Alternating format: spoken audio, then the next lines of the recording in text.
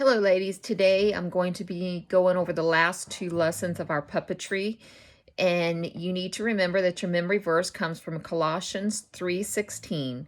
Let the word of Christ dwell in you richly as you teach and admonish one another with all wisdom, and as you sing psalms, hymns, and spiritual songs with gratitude in your hearts to God. We went over in our first lesson how to use puppets to teach each other. In our second lesson, we learned how to use stages and music to help teach.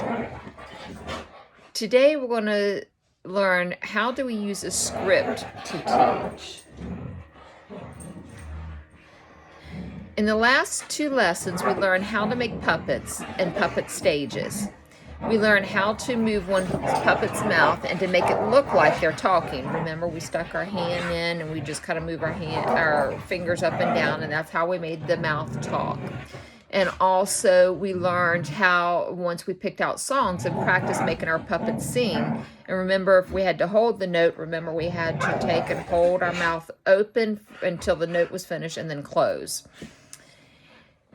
We can use puppets for many things. In these lessons, what is the main reason we have for learning to use puppets? We want to use them to minister to others, to teach others about God and His love. Today we're going to learn how to use a script. A script is words of a play or a skit.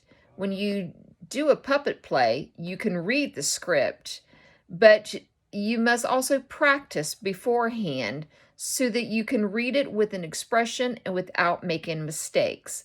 But be careful that you don't concentrate so much on reading that you forget to open your puppet's mouth correctly, or forget to make the puppet look at the audience or at the puppet that he's talking to.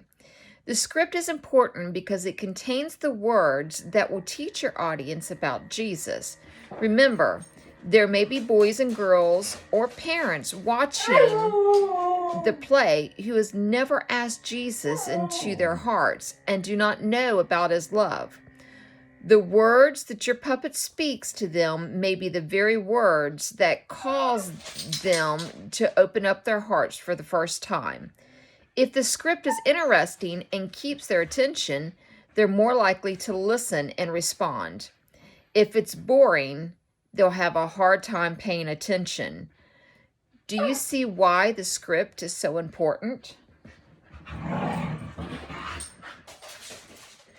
Lesson 3 is very short, ladies. So now we're going to go on to lesson 4. How do we practice and perform a puppet production, song, skit, etc. for an audience? And this one is this is actually even shorter than lesson 3.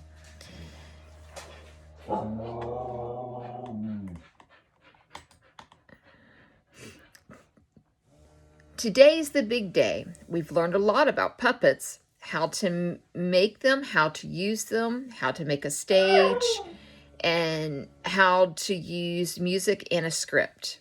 We've also learned about why we're learning about puppets, to use them in ministry, to minister to others, and to teach others about God and His love for us.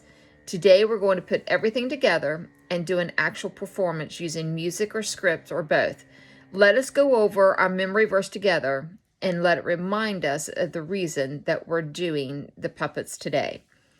And I hope that you've enjoyed this lesson, you making the puppets and performing your skits, doing impromptu speeches and everything. But remember, ladies, that the most important thing is that we remember our memory verse, Colossians 3:16. Let the word of Christ dwell in you richly as you teach and admonish one another with all wisdom, and as you sing psalms, hymns, and spiritual songs with gratitude in your hearts to God. Thank you, ladies.